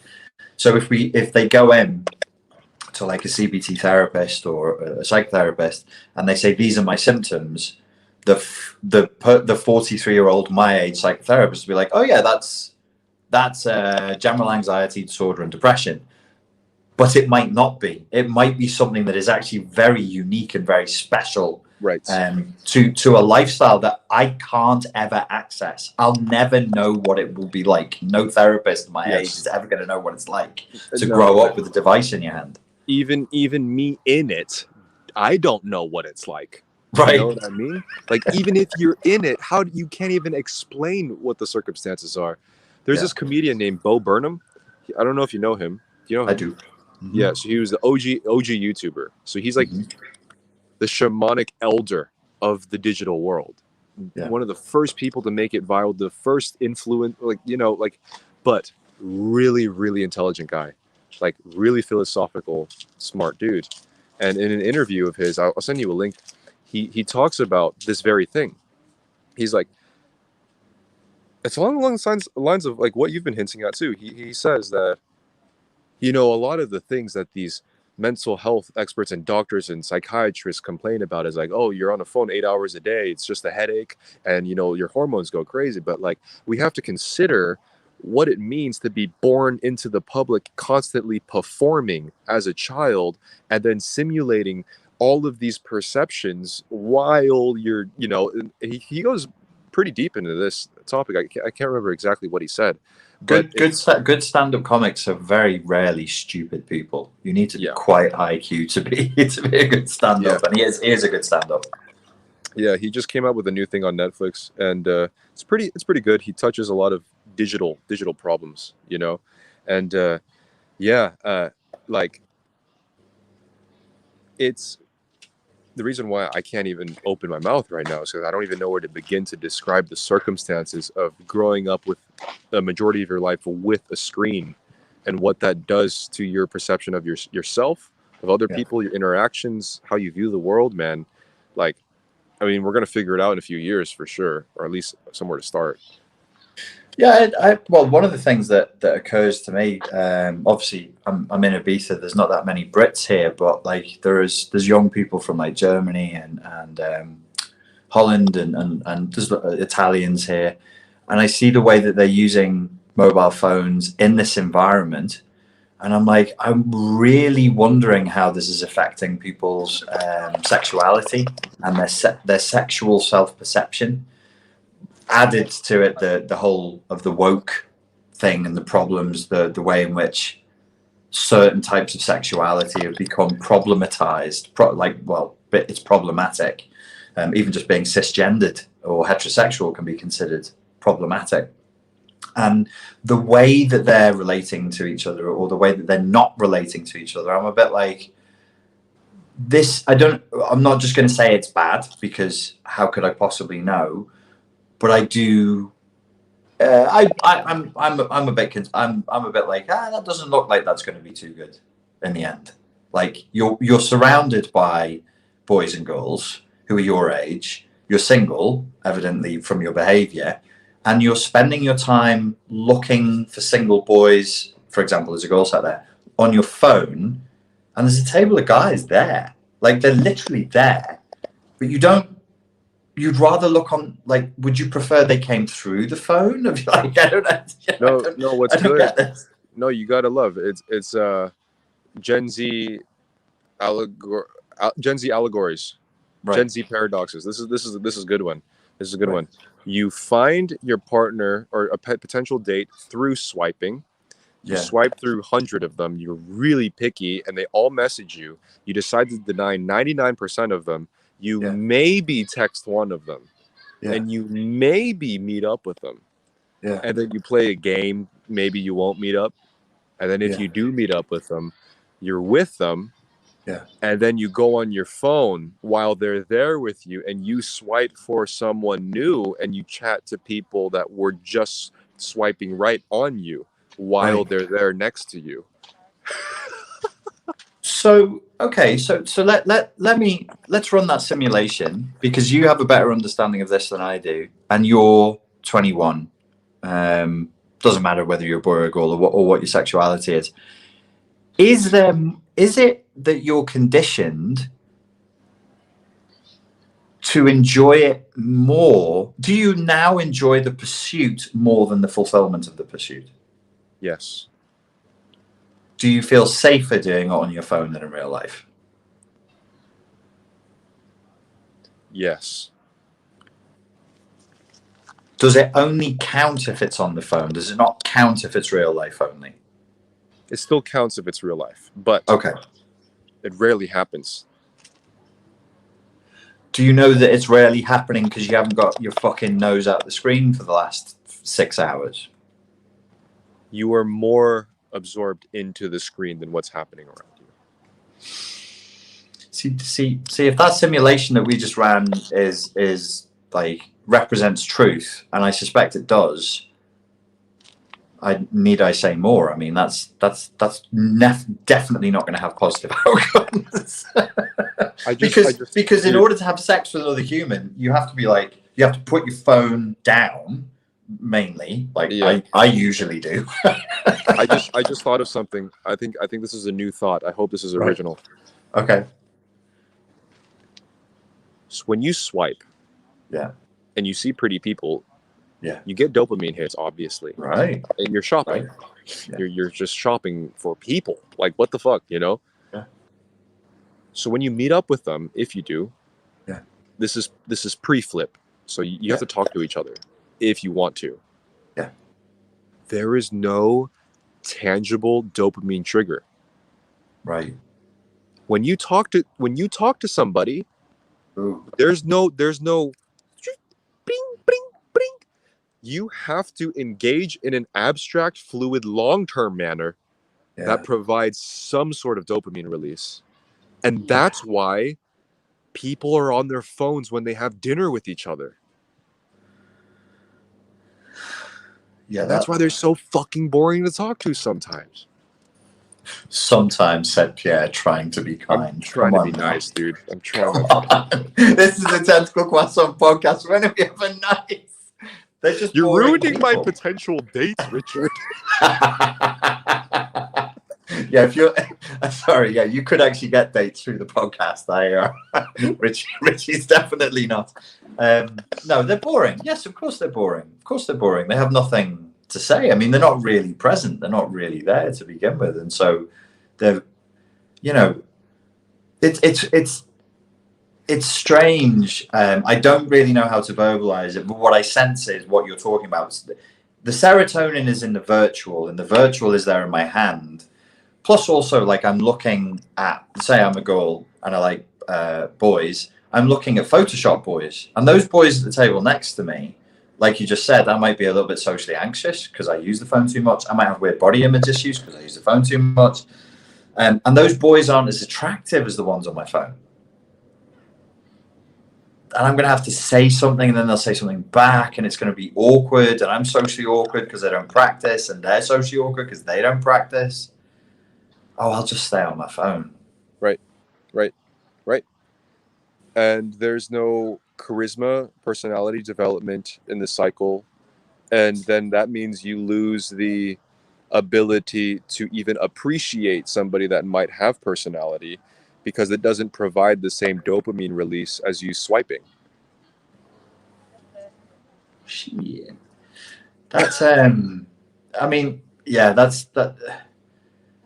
I remember Sam Vaknin doing a video about this a few months ago, and I was like, "Damn, that sounds bleak." And now I've just talked. Well, we've just talked our way around to pretty much the same conclusion. Yeah, like think about this.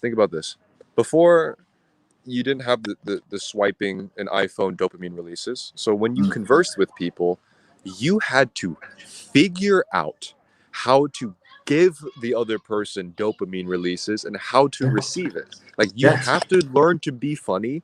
you have to learn to charm and we called it flirting, Pierre. Giving and receiving dopamine releases. What is this word? I don't understand this word.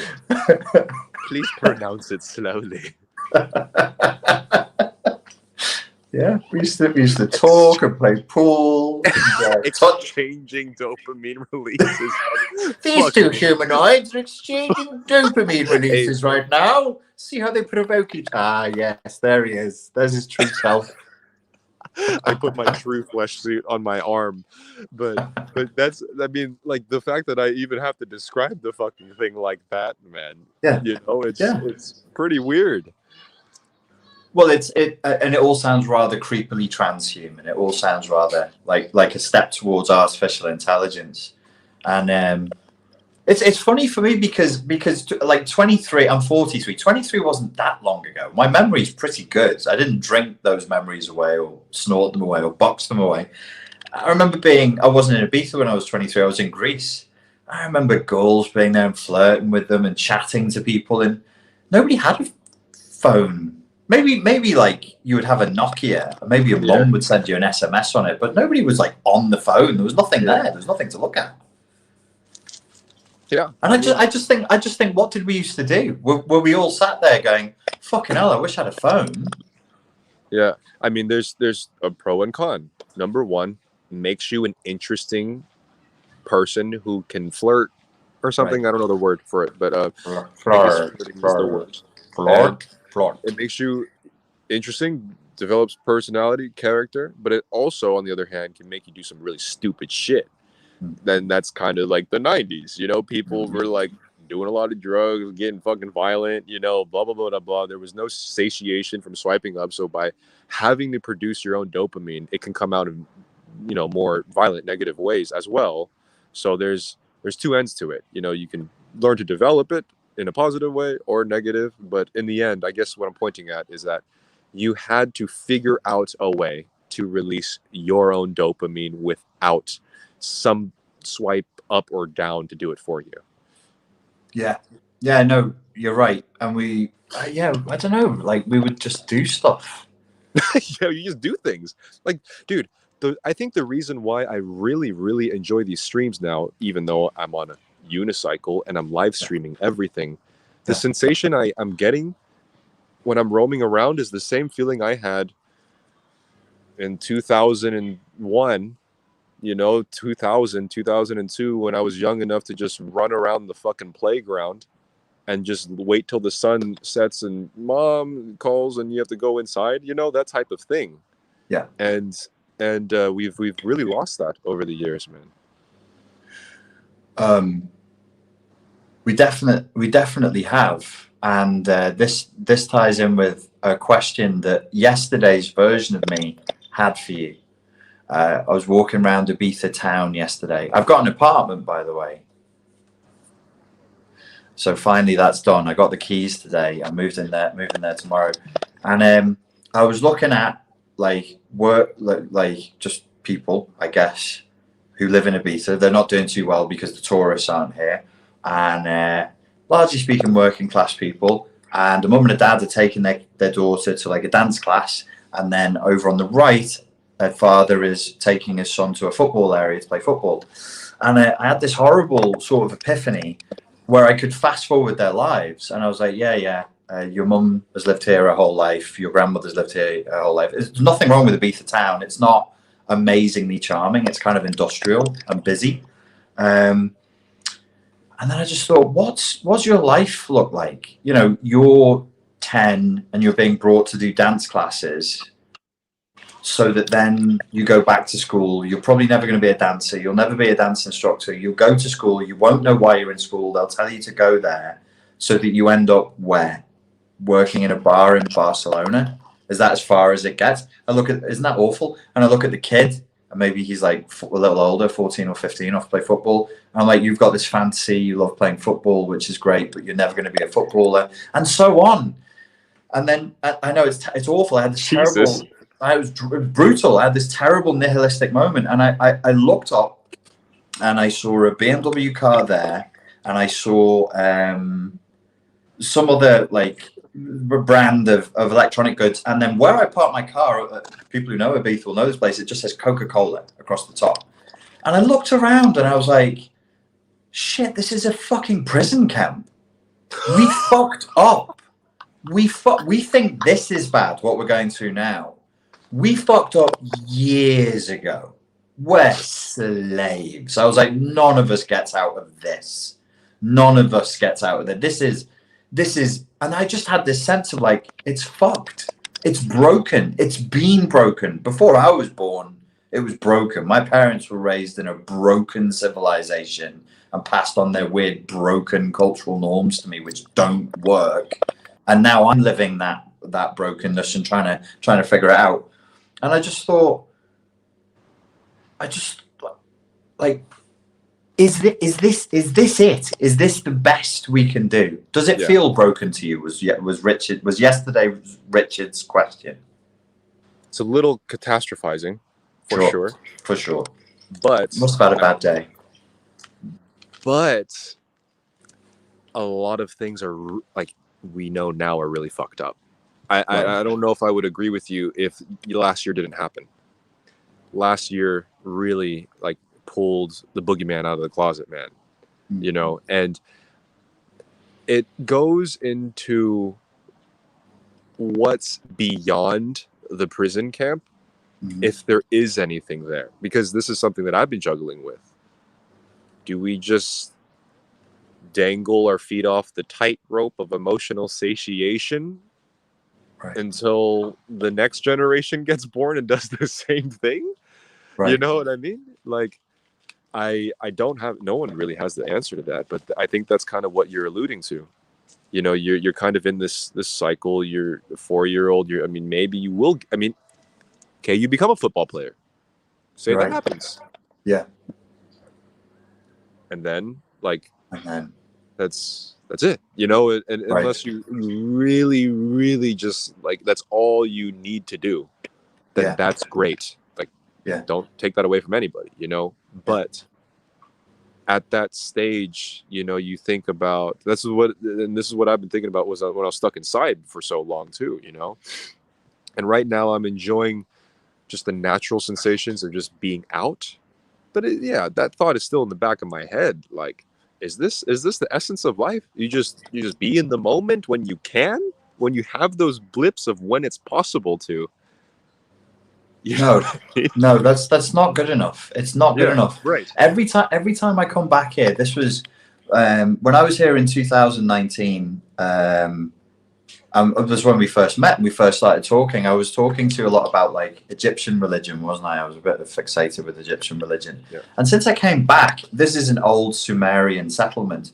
And I've got that Egyptian vibe back. And I started to look at the passage, the lament of Hermes, also called the prophecy of Thoth, which is, you know, Thoth prophesizing to Asclepius that one day Egypt will fall and that people they'll think it's like an apocalyptic vision. We saw it in the Hindu Vedas. We saw it in the, you know, like the Book of Revelation. But this is really on point. It's like people will consider evil good. Sane men will be considered insane. People will forget the gods. There will be no more religion. People will hate religion, even though it's the best thing in the world. And I was like, religion is the best thing in the world. And then I put it back into that the ancient Egyptian context. And I was like, religion for them wasn't dominance and submission. There would have been elements of that, of course. I'm not stupid. But it was reverence. It was reverence for what is. And critically, everybody was involved. It wasn't for a small group of weirdos. Everybody had religion written into their life. Okay. And I see we can't. I'm not saying we need religion, but we do need some group sense of the transcendent. We must. That's it. It's the pull towards transcendence. That's what we're missing, and that's what religion used to provide to satiate that bigger answer. Yeah. Right now, with the Coca-Cola billboards, being a football player, being a rock star, like being hot, that is just not inherently enough for a lot of humans, Some Mm. humans. How about that? Mm. Where if you are that type of person where you can live really fucking sexy and be okay with it, if you want to play football the rest of your life, and that's okay. If your purpose in your life is emotional satiation, then that's enough for you. And I can't judge you for that unless, you know, you're abusing me, and that's where you get your emotional satiation. Right. But I do think that what religion used to provide was that higher purpose, the pull towards the transcendent. And now, how do we contextualize that in an age that doesn't have that? It's tough. You mentioned the drive to power before. Yeah. All of the things you mentioned satiate a drive to power. I think it was Maslow who identified a drive to transcendence. He didn't do that much with it, but I think the drive to transcendence is, once we've got past power, once we've got past pleasure and all of that, transcendence is the highest thing. We want to transcend this world somehow. We want to go beyond this world somehow. I must plug in my phone, and I'm not wearing any trousers. And that's a problem? Well, it's the name of the new song I have coming out. I'm going to turn off the video camera and plug in my phone so people don't see my... Leave it on. I won't. As Richard puts on his pants, check out the beautiful view out here, my friends. It's like some grotto where only dark elves will hang out in peace and harmony within nature. I am not a nature person. I'm not built for it, man. I got allergies. This shit hurts. I gotta take pills to make sure it doesn't happen. So, you know, anti-masking, can't do that because the mask really helps when I got my sneeze attacks. It's the closest I'll feel to God during an allergy attack. I feel his brutality. Hello, Richard. Hi. Well, you're definitely talking to the right God there if you're feeling his brutality. You're talking to the big man. Yes, yes. So, are you there? Hello, sir. Yes. Are you there? Can you hear his great spirits? So what does transcendence entail? It's just a state of being in our lowly little heads. I think like we need to have something in our daily normal lives.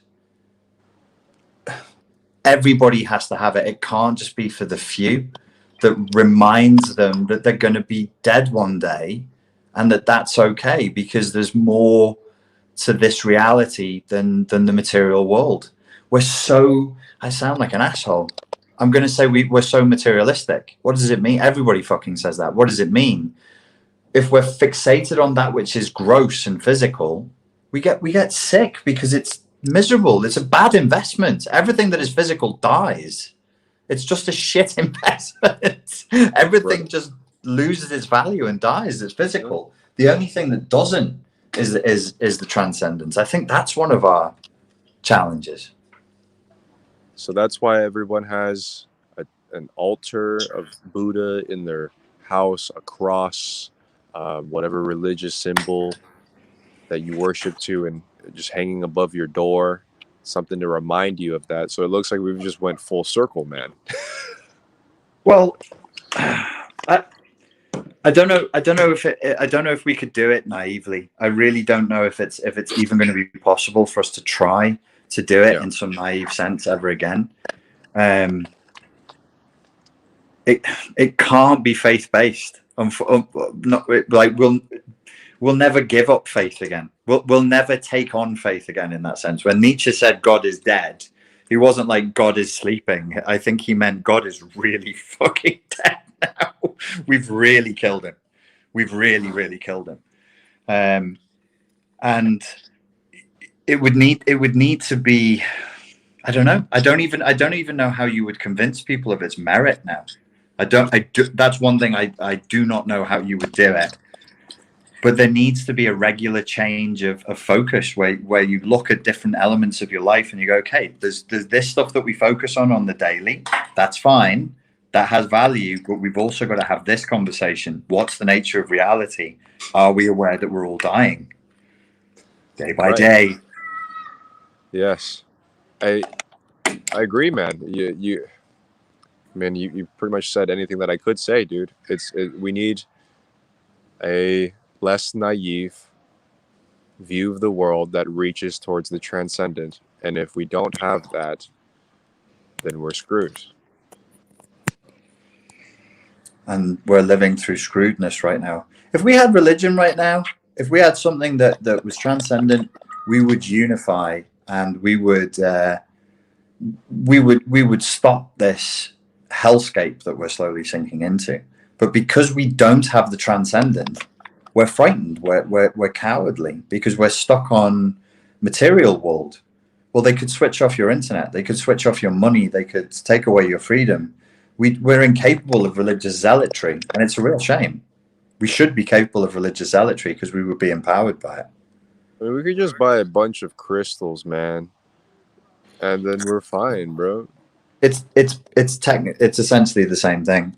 Speaking of death, I cannot get my phone to charge no matter what plug I put in or where in the room I go. I'm sure I'll be dead soon, electronically.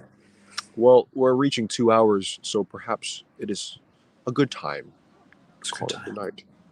To say goodbye.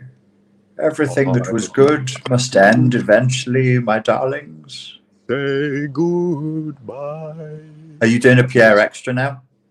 Dude, look at that sunset, bro. No, I had a day. I went to the physio and I got a new tattoo, and I streamed, and I almost got in a fight again. And then now we're here. Naughty man, how could you? Since that last tentacle croissant, I've been bitten by a dog, and I also almost got in a fight. So I am looking to use my nunchucks in the next bystander I see, slaughter him and his puppy. That's how we're going to conclude today. That'll get you famous for all of the wrong reasons. American influencer slaughters Czech man and puppy. Do it for the views, baby. Do it for the views. Yeah. World star. So, should I voice this out? Yes, I'm going to eat this Pokeball. I'm starving, my friend. Ladies and gentlemen, thank you all so very much for your time and for your attention. We hope that you found that useful. And we look forward to speaking to you again very soon. And if you guys want to see the footage of me almost getting in a fight, look at my last stream. I'm just saying that, okay, guys? I love y'all.